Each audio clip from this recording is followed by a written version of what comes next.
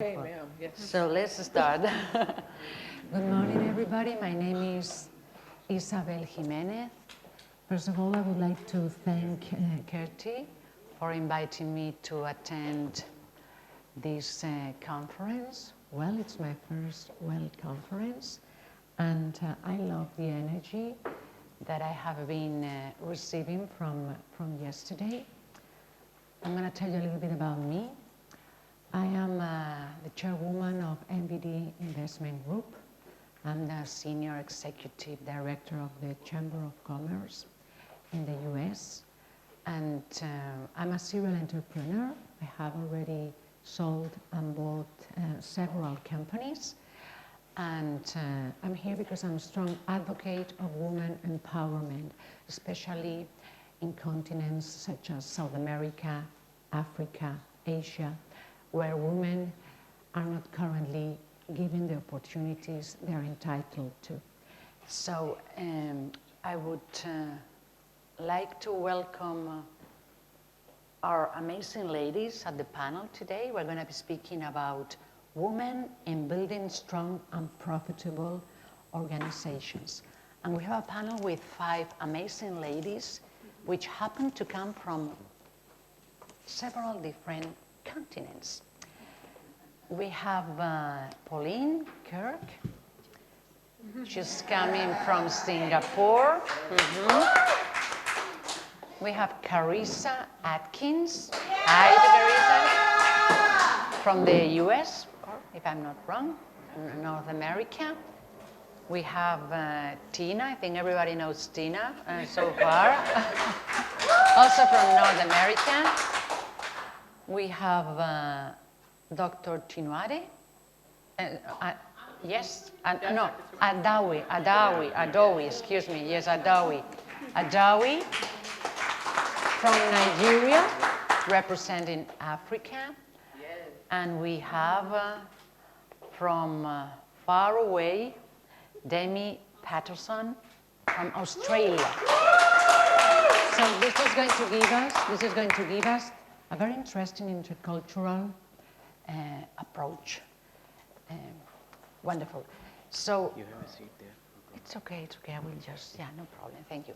So I think everybody already, I don't know if you have had the chance to talk with these wonderful ladies. In case you have not, I'm going to give you 1 minute just for you to briefly introduce yourselves about what you do.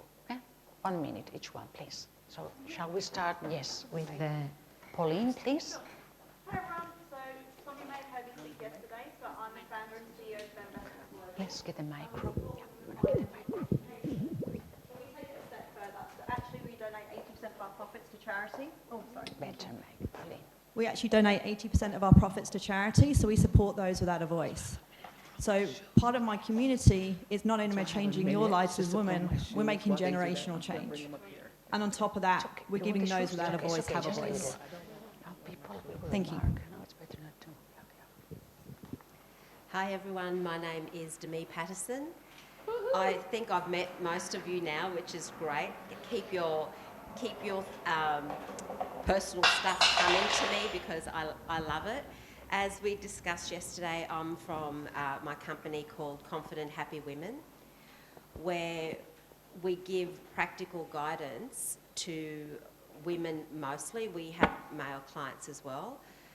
We give them practical guidance as to how to build up their self-esteem, because what we didn't get to talk about yesterday is actually a bulk of the work that I get personally is from abused women or women with mental health issues. So this is literally what I've been doing my entire life. I had my own college for well over a decade that still exists today. There's like, I don't know, 8, 9 of them now called Demi International. So women have just been everything that I've poured my heart and soul into, you know. So yeah, that's what I'm about.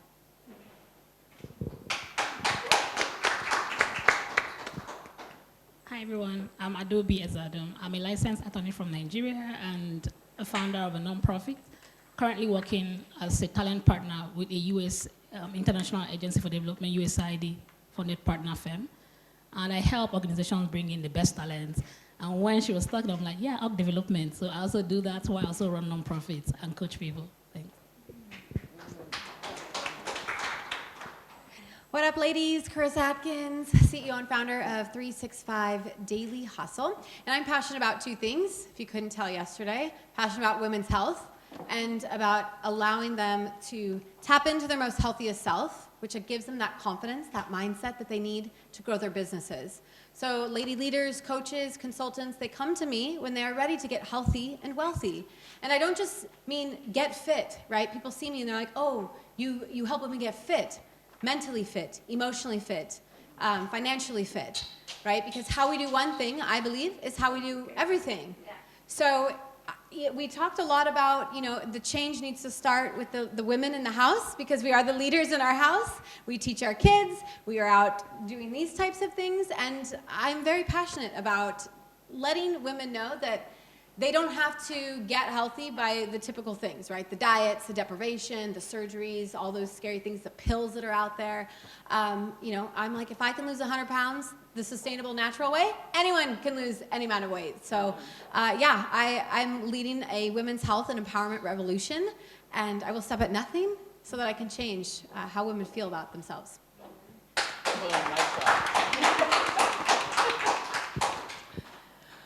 Oh, good afternoon again.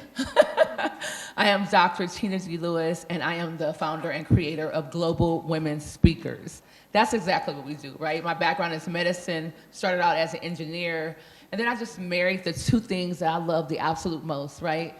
Traveling and speaking. I mean, what other things is there to do, right? Like literally. And so I created a platform where women can literally share their messages, sell their products. I did say sell. Anybody afraid of selling? Like we wouldn't be here, right? Sell our products and our services literally around the globe while creating once-in-a-lifetime experiences. Do you know that women would not leave their household because they're afraid the kids are going to be missing? Do you know they will not leave their community because they think their house is going to move? Like, have you ever gone on vacation and said, well, I can't stay for 4 days. I'm only going to stay 3 days. Anyone has done that? Show of hands. Yeah, right? Yeah, it happens. And so the fact that we get to travel globally, get paid in different currencies, pesos, dirhams, francs, and the like, and meet amazing, incredible women around the globe is unbelievable. For example, we actually went to Dubai. The ladies were picked up in a Rolls Royce, chauffeured to their hotels. They did not touch a bag. Dinner in the desert. We did belly dancing, tattoos, and just a plethora of other things. But anyway, ladies, listen, if your passion is truly to impact the lives of other people, not just in your church, in your household, but in the world, then I'm telling you, Global Women Speakers is not just an organization, it is an absolute movement. We entrench ourselves in the community, we learn the language, we learn the food, but most importantly, we go shopping and we have fun. Thank you so much. Thank you so much, Tina. So before we start looking at the core foundation of building a strong business organization, I would suggest to start by defining it. Okay, so what is it, a strong organization? You can start, let's go all the way. And please feel free to intervene if you think it's suitable. Yeah. What is it, a strong organization for you? Wow, a strong organization is someone who not just writes out their mission statement, but lives it, right? The 5 core values of Global Women Speakers, number 1 is culture, because John C. Maxwell, who is my mentor, #1 leadership expert in the world, says that culture will eat vision for lunch.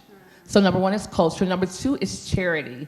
We just had a celebrity golf tournament supporting asthma. I didn't know that 1 in 11 children suffer from asthma.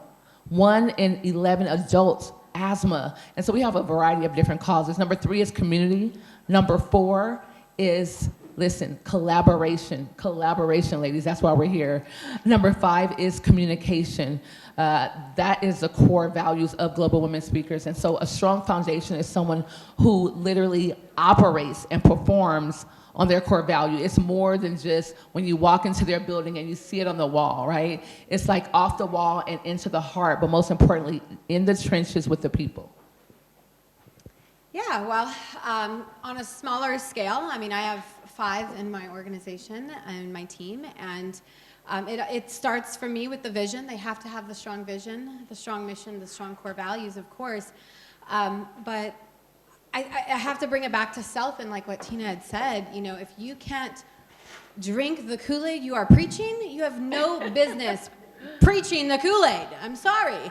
You know, I get on networking calls and I'm just like, oh, okay, so you stand for this, but yet you say this, right? And it just confuses me.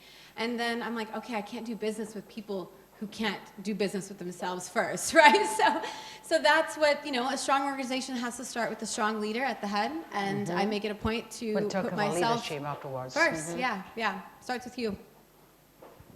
Yeah, so backing up at the last thing you said, starting with the person at the top, the leader, for me, a strong organization first deals with leadership. And I also believe that the organization is strong when the people matter. So I believe people are the most competitive edge any organization or business will have. So if you invest in your people and have great leaders at the helm of affairs, then you have a strong organization. Right. You know, when you said, you know, it started with people and you have 5 in your team, we have to ask ourselves, would I hire me? Would I work with me? Like, that's the first person that you recruit is yourself. Like, would you work with you? Oh, hell yes. Demi, Would you would you hire like you? to And I comment on that? fired myself too and reinvented it. Yes, absolutely. In one of my businesses called Better Business Development, we help a lot of people, both men and women, in starting a business. And so your question about how do we ensure that we have a strong business, the advice that I give to anyone is not only look at yourself and your people, because your vibe really determines your tribe, right? And your tribe is the one that you're developing for your business. I think practically, because all of you know about practicality, practically see if your business and your business plan when you're at the beginning stages is sustainable. You know, we all want to have really good people working with us, and by the way, no one works for me, they work with me. I've never ever talked to an employee and introduced them and said, this is the woman that works for me. We work together because they're my tribe, you know, and I make sure my vibe's really good. But sustainability in business is the most important thing, and we've got to have to keep the most important thing the most important thing. Thank you.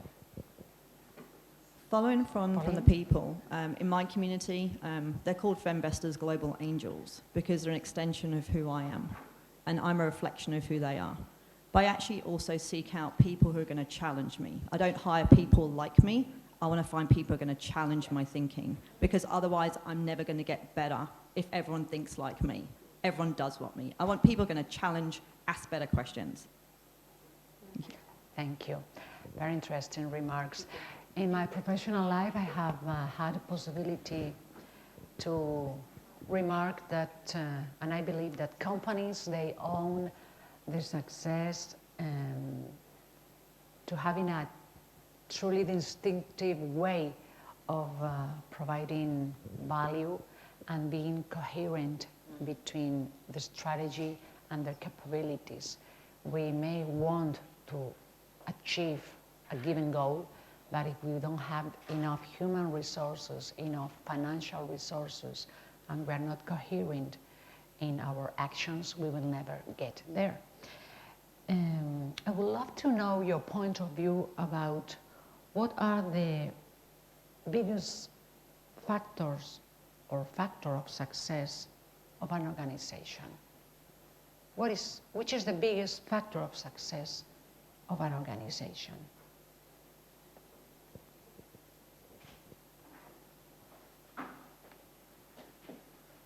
Failing. Fail fast, fail forward. Fail for me stands for first attempt and learning. So I seek out businesses, I'm also an angel investor, so I actually seek out businesses who have failed. because then what have they learned from it? What have they grown? That's what makes a most successful company, is taking it to another level.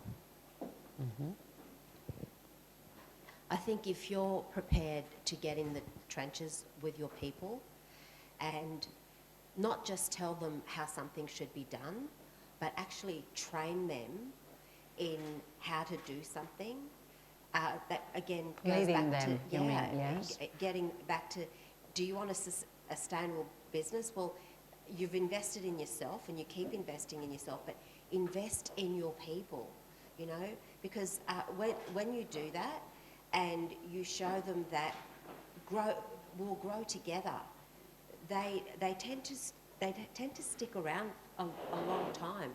You know, when I sold Demi International, the people went with it because they've been with me right from the beginning, you know, and we grew together. So invest in your team. Thank you. So the question is on what makes a successful organization, right? Yes. Right. Yeah. Okay. Factors of Factors success For an organization. Yeah. Right. So I think I'll look at making sure that the managers embody the value of the organization.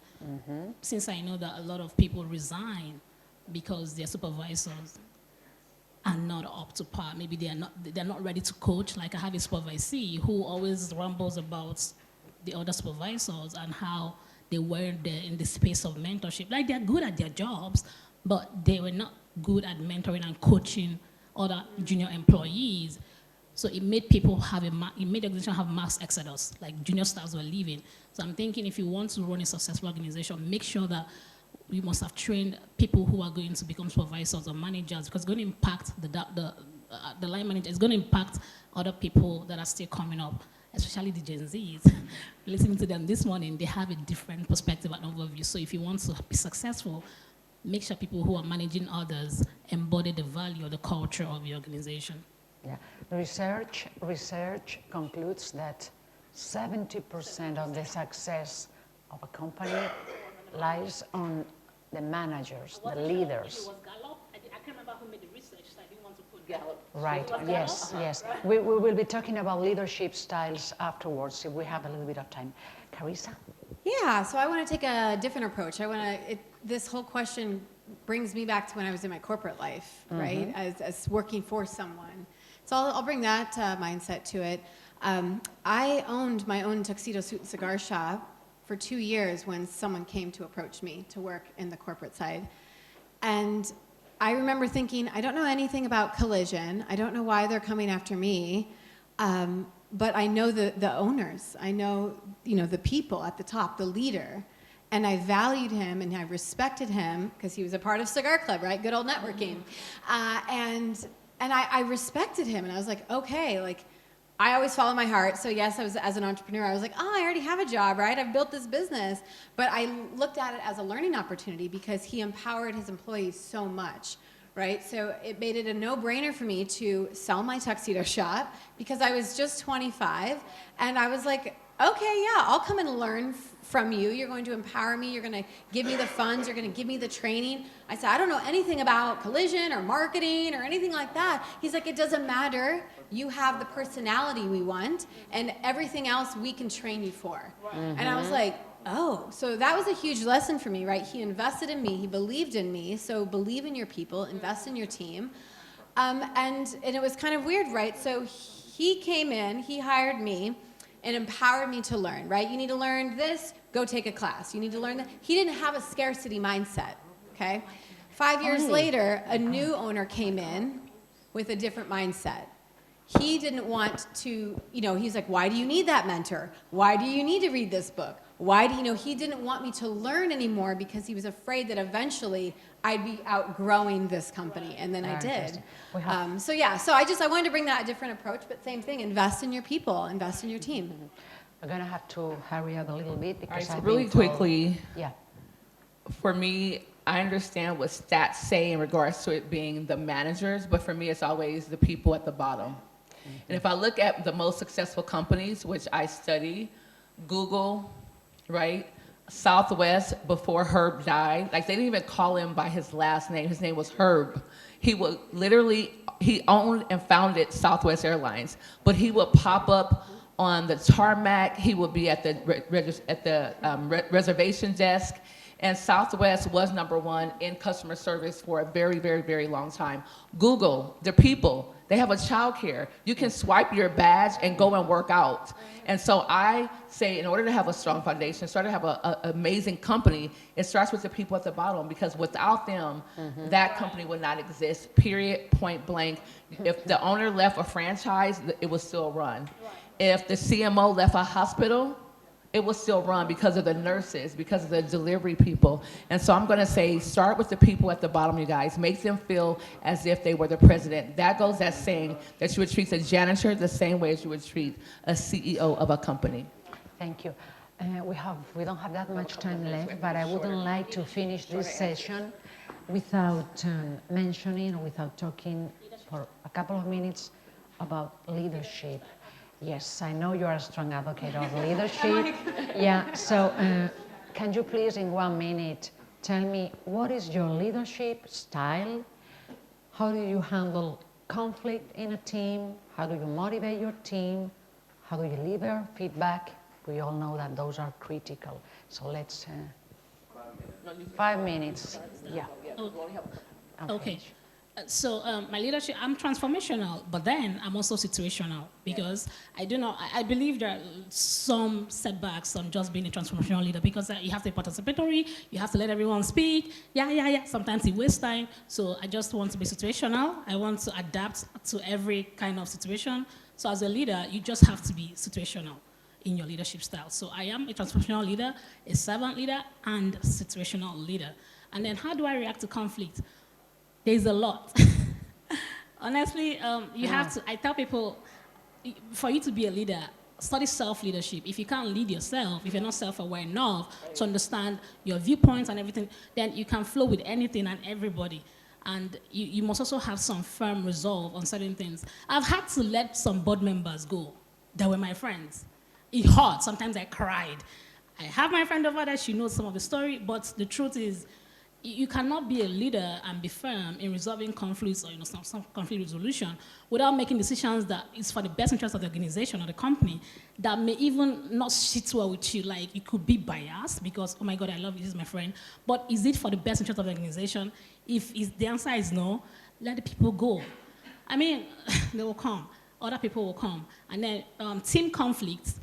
I run a women-led nonprofit. So yeah, there are so many team conflicts. But again, as a leader, I step back. I help people reframe. Okay, fine. Let me be your buffer. What happened between you and this person? Let's just be honest and talk about it. Let people understand that they're not going to be fired. Have an appreciative inquiry method where you look first at appreciating them instead of finding faults. So once conflicts arise, which will arise, it will definitely arise, part of human structure. What do you do to address that? So I look first through what are we learning?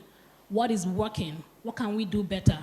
We don't focus on the wrong, because what you focus on grow. So we focus on the good things that are working, and how do we learn from what is not working, not dwell on that. How do we learn from it and move forward to advance a greater harmony for the organization? Any last remark about that? Would you like? Yes, Demi? I think when you lead with integrity and your team understands that you see them with kindness, you approach them with kindness, and you realise that, you know what, that 8 hours that they work with you isn't their entire life, that they can't come to work because they're scared that they're not going to be able to support their families. I want them to like coming to work, but at the same time, they want to work with us because we show integrity, we show people first. And with dealing with conflict, there's nothing like dealing with it head on. Don't pussyfoot around it. The tail doesn't wag the dog. Just tackle it head on, but kindness first makes them realise that I value you. I value you as a person. Very, very. Yeah. I'm a big Okay. believer in communication, right? Because now it's all virtual, so we really have to tap into the communication piece. Like, I like to think, what is working? How can we improve it? What's not? Like, where's it going? What are our team? And you know, when I get with my team, I'm like, okay, what are you noticing with our clients, right? Like, how can we support our clients? How can I then support you so that you can support our clients? So yeah, I have no problem. Like, hey, we need to have a quick convo because what we're doing isn't working, and we need a quick shift. I'm not going to wait 30 more days until the next team meeting, Yes. and then it's no longer an issue. I'm just gonna let's go. Like, let's meet up. Communication. Thank Yeah. you.